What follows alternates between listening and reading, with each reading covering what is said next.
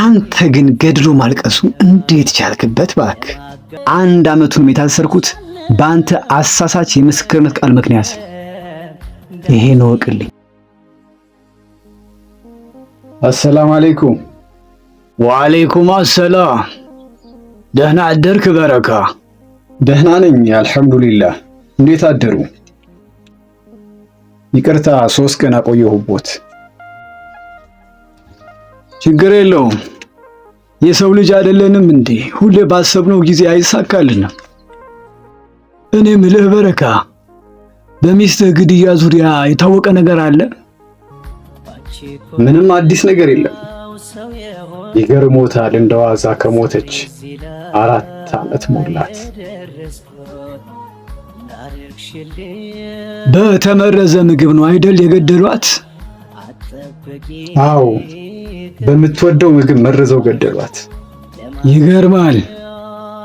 የሰው ልጅ ተጨካክኗል። መግደል፣ መገዳደል፣ ማሳደድ ያሳዝናል።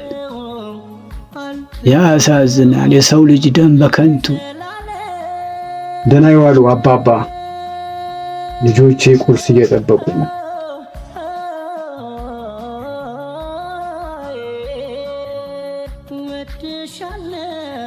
እናታችሁ ከሞተች ድፍን 4 ዓመት ሞላት።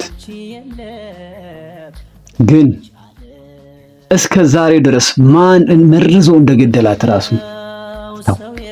ያሳዝናል። አይመንም በዝምታ ከተዋጠ 4 ዓመት ሞላው። ያ አላህ በቃችሁ በለን እባክህ፣ ከዚህ በላይ አትፈጥ። አንተ ግን ገድሎ ማልቀሱ እንዴት ቻልክበት? እባክህ ተው ተው ተው ተው፣ እኛን ለማታለል አትሞክር።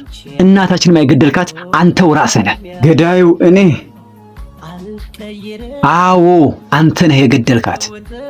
ያልገባኝ ግን ለ1 ዓመት ብቻ ታስረህ ለምን ከእስር እንደተፈታህ። እንደዛ ነው የምታስበው አንተ? ገዳይዋ እኔ ስላልሆንኩ ነው የተፈታሁት። 1 ዓመቱን የታሰርኩት በአንተ አሳሳች የምስክርነት ቃል ምክንያት ይሄን ወቅልኝ። ይገርማል። የእናቴ ገዳይ አባቴ ነው ብለህ መሰከርክብኝ። አደም፣ የእውነት ግን የእናትህ ገዳይ እኔ ነኝ ብለህ ነው የምታስበው? ማሰብ ሳይሆን ገዳይዋ እንደሆንክ ነው ማቀው።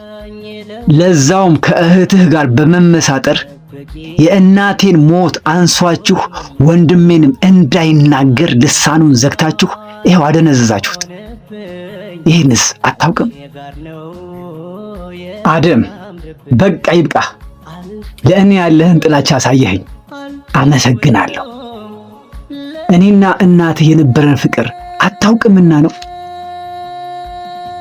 እናታችሁን ልገድላት ይቅርና አንድም ቀን በግልምጫ አዋርቻት አላውቅም። አንድም ቀን እኔ በእስር እንድማቅቅ፣ እናታችሁ እንድትሞት፣ ወንድምህ ደግሞ እንደዚህ እንዲሆን ያሴረ ሰው አለ። ማን እንደሆነ ግን አላህ ይወቀው። ከአንተ በስተቀር እናቴን ይገድላል ብዬ የምጠረጥረው ሰው የለም። አልሰድብህም፣ አልረግምህም። ልጄ ነህ። ልታሳዝነኝ አትሞክር። መቼም ላዝንልህ አልችልም።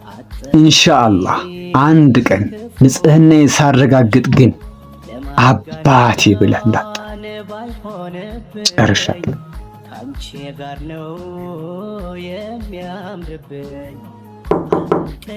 ማነው? አቶ በረካ፣ ፖሊሶች ነን። አንዴ ለጥያቄ ፖሊስ ጣቢያ ትፈለጋለህ።